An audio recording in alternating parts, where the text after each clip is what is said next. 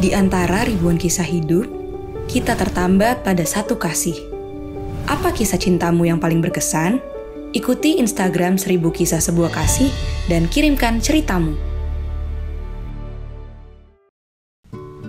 Seiring dengan perkembangan zaman, banyak aspek kehidupan manusia yang telah berubah, termasuk cara kita melihat dan menerima cinta. Mobilitas yang saat ini semakin terbatas membuat orang mencari alternatif dalam memilih pasangan. Salah satunya dengan kencan virtual melalui aplikasi kencan daring. Bumble, aplikasi kencan daring, menyebutkan dalam surveinya bahwa pada tahun 2021, ada sebanyak 67% responden yang kini mulai percaya bahwa seseorang bisa jatuh cinta tanpa harus bertemu secara langsung terlebih dahulu. Namun sesungguhnya, di tengah keterbatasan ruang kencan virtual, apakah kita bisa benar-benar puas apabila ingin mengenal pasangan secara lebih jauh lagi? Padahal, dalam survei yang dilakukan YouGov dan situs kencan eHarmony pada 2013, disebutkan bahwa laki-laki dan perempuan setidaknya membutuhkan waktu selama 88 hari dan 134 hari bersama pasangannya untuk jatuh cinta. Jadi penasaran, di masa sekarang ini sebetulnya berapa lama sih orang bisa jatuh cinta? Bisakah manusia jatuh cinta dalam waktu yang singkat?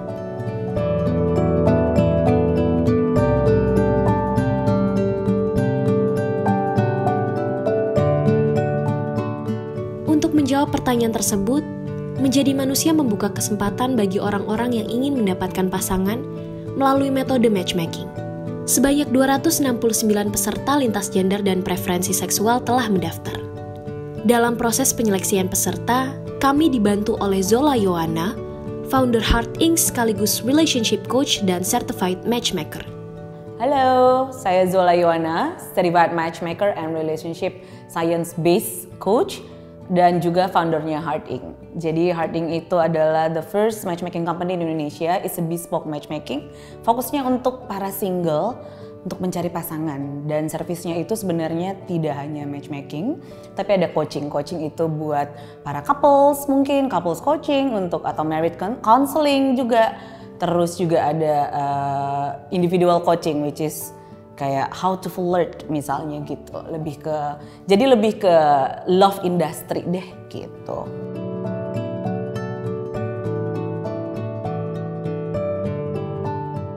Faktor utama untuk mencari pasangan itu adalah values-nya dulu yang dilihat. Life values-nya itu sama atau enggak. Dan harus tahu dulu, kitanya harus kenal diri kita dulu. Kitanya itu sebenarnya maunya seperti apa. Distinguish between what you want and then what your needs. Jadi dari proses seleksi dan pre-interview antara saya dan menjadi manusia, jadi dari ribuan tuh ya yang masuk, jadi kita pilih ada 3 pasangan yang hanya dalam waktu 30 menit untuk kita interview ya. Jadi ini masih potential match-nya, ada possibility mereka mungkin cocok gitu ya, kita lihat. Jadi ada couples yang pertama itu Sienna dan Revi. Untuk couples yang kedua itu ada Nabil dan Hajar. Dan yang pasangan terakhir itu ada Yuka dan Walton. Setiap pasangan hanya punya waktu 30 menit untuk bertemu dan saling mengenal. Let's start. Halo. Revi. Sienna, nice to meet you. Sorry? Sienna. Panggilnya? Sienna. Sienna. Ya. Wow. Nabir. Hajar. Oh, halo Hajar, sama kenal. Yuka. Siapa? Yuka. Oh Yuka. Oten. Keturunan mana? Kok ada namanya kayak rada mix blood gitu? Oh, jadi waktu nyokap gue lagi hamil, bokap gue lagi ada business trip ke Italia, terus came across the city, Italy, terus dia suka, akhirnya dinamain Sienna. Anak keberapa? Kedua. Anak kedua. Dari berapa bersaudara? 5, tapi 1 meninggal. Iya. Umurnya berapa? Umurnya 2 hari lagi 27. Oh, 2 hari lagi 2 hari lagi 27. Sebenarnya Nabila Edina, cuman nama panggungnya Nabet gitu. Oh, Nabet. Iya. Sana. Umur berapa lu? Gue tebak 24. 25. Ya beda setahun lah ya. Lo berapa? Gue 26. Oh, oke. Iya kan beda setahun kan makanya kan. Jadi apa kesibukannya sekarang? Lagi nyari kerja, lo? Lagi nyari kerja. Lo kerja di mana? Gue gak kerja kebetulan, jadi entrepreneur aja, F&B. Oke, lu kerja kuliah? Kerja Di? ada di salah satu digital agency di Jakarta. Gue sebenarnya baru join sih, sebelumnya gue tinggal di Bali. Oh gitu. Gimana matahari Bali sama matahari sini sama nggak? Beda polusi sih. Iya beda polusinya. Kalau lo? Gue kuliah nih sekarang. Oke. Iya. Di ada deh STF Driarkara namanya. Gue S2. Oh. Berarti emang lulusan S1-nya Di Boston. di Boston. Abis itu S2-nya di Boston juga. Lo kuliah di mana? Gue S1-nya di Binus. Binus. Anggrek. Oke. Ya, 2011, lulus 2015, terus ambil S2 di Trisakti, ambil manajemen 2019 sampai 2021. Jadi lumayan ngerasain pandemik tuh. Lo ambil jurusan apa waktu kuliah? Sistem informasi S1. Sebenarnya salah informasi sih.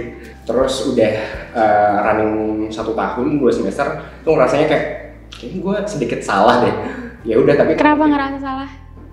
Karena banyak IP-nya, jadi gue nggak terlalu suka IP kebetulan, tapi nggak mungkin gue ngulang 1 tahun lagi kan. Iya. Jadi ya udahlah selemin aja. Nah akhirnya peminatannya ambil sistem analis, jadi banyak diagram gitu deh. Baru S2-nya melanjutkan niatan yang sebelumnya tertunda, ambil manajemen, akhirnya ambil. Di mana S2 tadi? Di Trisakti ya. Oh. Tuh. Terus gimana nih? Ada kartu? Ada kartu. Lo udah kehabisan topik ngomong sama gue ya? Iya, biar kayak ada pemandu aja gitu. Oh iya, boleh main kartu deh. Main kartu duluan. Ya? Oke, gue duluan ya. Oh, pertanyaan. Apa yang membosankan dari hidup kamu sekarang? Gue nggak pernah ngerasa gue bosan sama hidup gue sih. Kamu lebih memilih dicintai atau mencintai? Duluan. Oke. Kayak udah punya jawaban soalnya. Gak tahu sih gue sih nggak percaya sama kayak orang bilang bucin dah lu nganterin misalkan pasangan lu jauh kemana segala macam. Ya gue ngerasa itu service yang gue kasih aja gitu, kayak ya udah kan gue ada di sini, gue pacar lu, kalau bucin gue bisa nganterin lu kenapa enggak gitu. Dan kalau orang bilang bucin ya itu pendapat lo, menurut lo betul gitu. Jadi gue lebih memilih untuk mencintai sih. Kalau lo? Kalau gue kayaknya mencintai deh. Kenapa?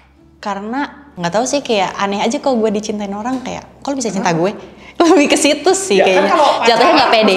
Harusnya dua-duanya kan mutual. Iya. Aku orang seperti apa? Kayaknya hard worker ya, karena gue bisa ngomong gitu karena lo nggak suka sama S1 lo, tapi you know kayak it is what it is, jadi dilanjutin aja. Dan I think that major it's gonna be like a big thing in the next like 5 to 10 years. Jadi bagus kalau misalnya ada knowledge itu.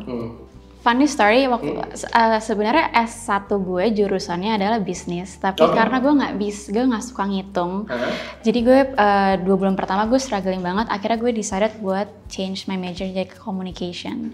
Karena waktu gue high school, rumah gue di Pondok Indah, jadi gue selalu ngelewatin pasar raya tuh ada billboard gede banget. Gue ngeliatin billboardnya kayak gimana sih nih orang-orang, how did they pick this like person or craft the actual message that interests to other people.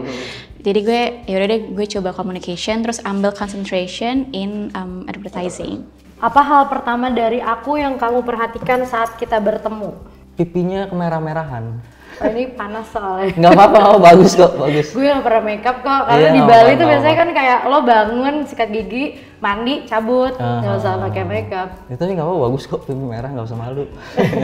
Kalau gue apa? Kalau lo senyum terus sih, dari tadi emang murah senyum berarti. Iya, gue emang ceria gitu ya. Iya, bagus. Zodiak lo apa? Scorpio. Aduh, sama lagi. Emang kenapa tuh kalau gitu? Gak apa-apa, ya maksudnya kayak berarti kita ada pola pikirnya yang sama gitu. Ya? Iya, next. Bedu gue nanya. Apa? Lu pernah main dating apps gitu?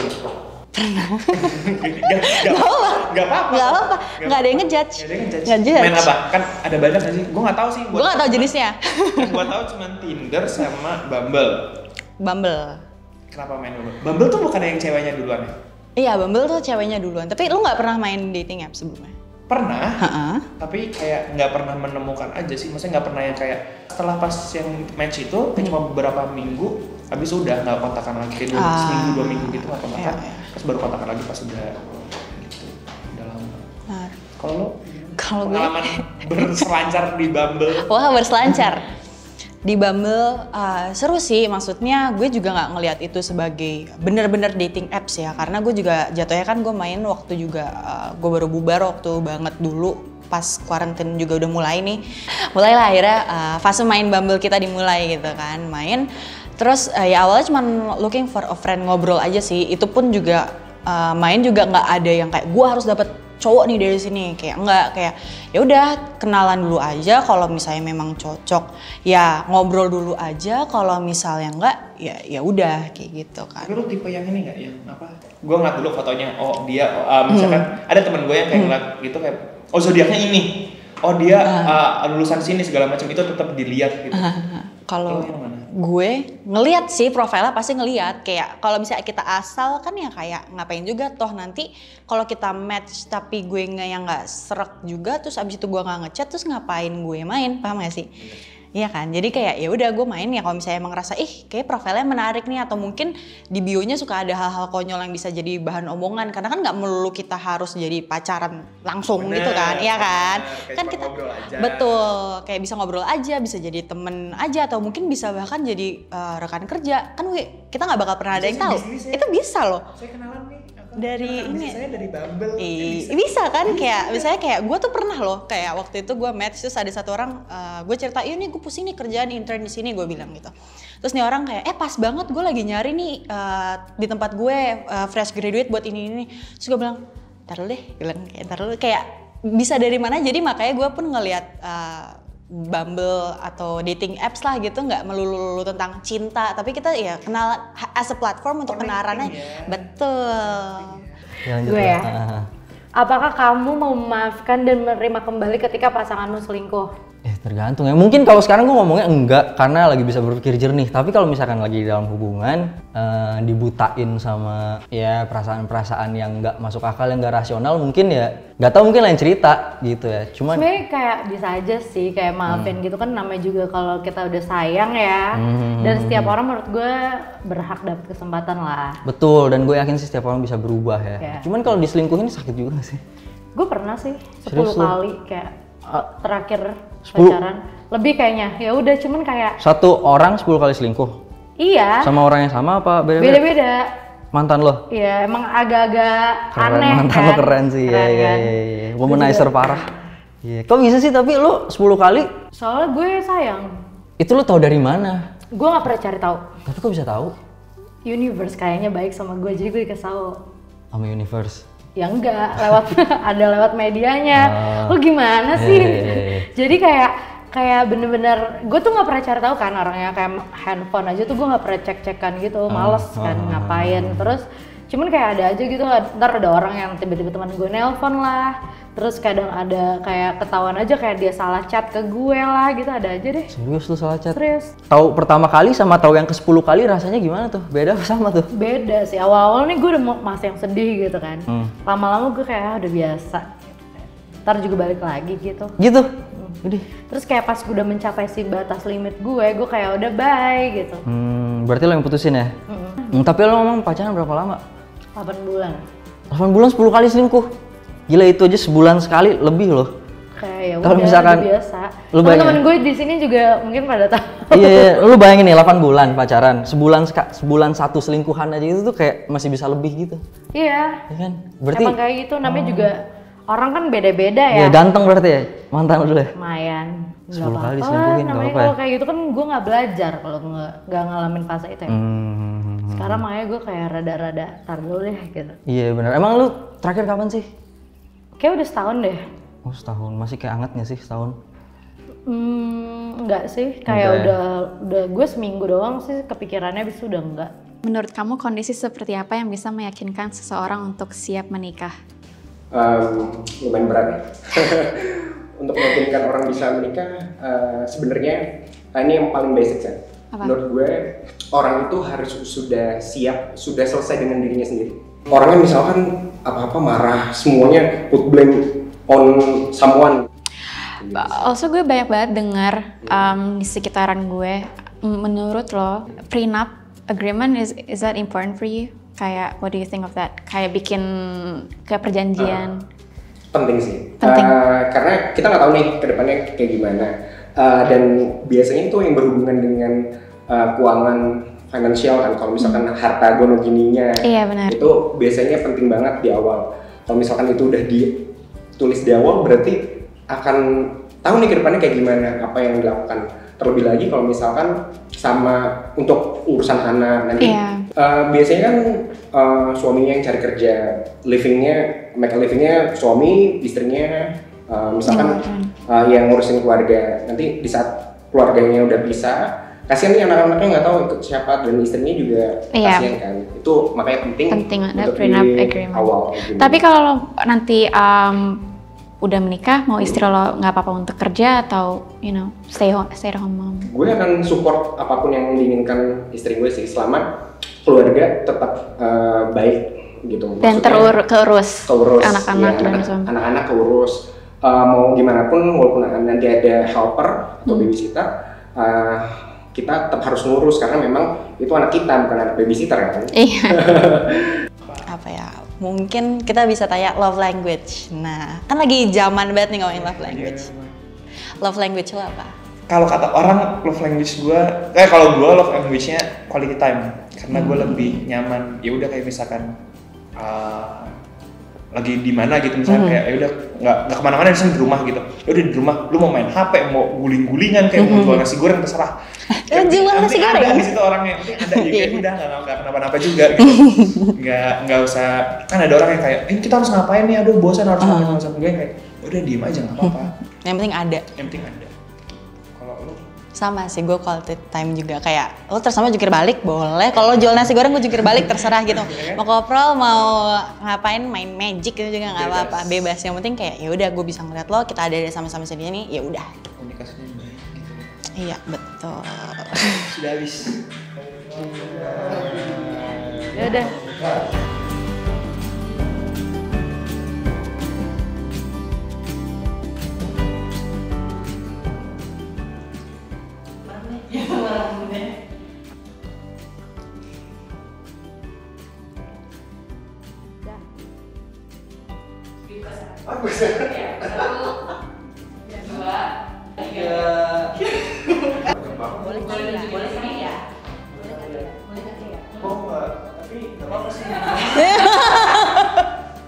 Gue juga gitu tulisnya.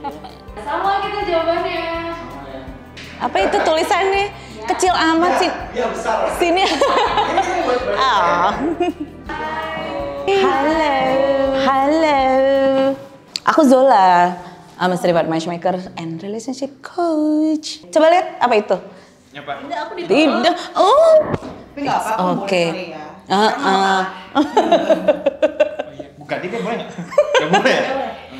Gimana tadi? Kira-kira habis ngobrol semuanya pas seru. Iya. Terus ya jawabannya gimana tadi? Soalnya kita sama-sama Scorpio sih ya, jadi kayak lebih temen gitu. Vibes-nya. Oh kamu into zodiak ya? Jadi pas kita waktu itu teleponan, aku yang ngeliat kayaknya ada potensial match deh berdua gitu. Ternyata bener ya? Coba itu jawabannya apa? Ya besar. Iya besar. Oh ini udah cukup. Oh oke. Ini udah cukup ya. Oke. Tapi kan kalau kita ngomongin masalah dating baru pertama kan, itu kan belum ada rasa, masih kenal. belum ada feeling apa-apa. Jadi jadiin itu sebagai experience kita aja untuk kenal lebih banyak personality. Oh ketemu dengan si A begini, oh ketemu dengan si B begini, ketemu dengan si D begini. Kadang-kadang kita semua pasti punya pemikiran yang paling penting adalah ketika nyari pasangan itu kitanya tahu dulu yang kita mau apa. Gitu loh. Jadi kalau misalnya, kalau aku biasa suka bilang nih, you have to be picky to finding a partner, definitely, but you cannot be picky to meeting people. Jadi ketemu orang, ketemu sebanyak-banyaknya. Kenal dulu aja. Dari 10 nyangkut 1 lumayan kan? Jadi tadi kan aku udah lihat tuh ngobrol segala macam. Fun. Aku ngeliat dari jauh. Ya? Neropong gitu dari jauh kan. Udah lihat ngobrol fun, ngobrolnya berdua. Tapi kalau bisa ketika lagi nanti nih nextnya ternyata kamu first date dikenalin dengan siapa, kamu juga sama dikenalin dengan siapa gitu pas dating misalnya gitu, atau ada dari temen atau dari mana. Kalau bisa ketika dating lebih proses gading jenuhnya itu ke berdua. Oke. Jadi cari tahu berdua. Kalau apalagi kalau kita ngomongin first date itu nggak boleh fokus ke masa lalu. Justru First itu date makanya ya? kita vibe-nya tuh temen ya Iya nggak? sih, iya. Iya Tadi kan? aku udah nembak dari jauh kayak ini vibes-nya lebih ke temen nih berdua. Oke, so berarti ini mau lanjut untuk ini ya, second date apa itu jatuhnya first date ya kira-kira? Buat getting to know each other a Ya, bit more. ya. Yang paling penting sih sebenarnya untuk getting to know proses itu tuh panjang ya. Sama kayak relationship pun juga, it's like a lifetime commitment. Setiap bulannya, setiap hari kita juga evolve kan, ada evolvementnya juga gitu. Jadi buat aku kalau tipsnya untuk proses getting to know-nya, go deeper. Jadi jangan cuma layer surface only gitu. Orang kan kebanyakan kalau misalnya dating gitu, cari tahu misalnya kerjanya di mana atau kayak tadi kuliahnya di mana gitu. Padahal kan sebenarnya bisa diomongin kenapa tertarik dengan bisnis entrepreneur misalnya gitu. Kenapa tertarik dengan F&B? Kenapa bukan bisnis yang lain misalnya gitu. Jadi ada story behind-nya itu apa. Terus yang dicari itu seperti apa. Jadi lebih ke sana. So next-nya paling kalau misalnya memang kamu mau dating, coba dinner date. Dinner time.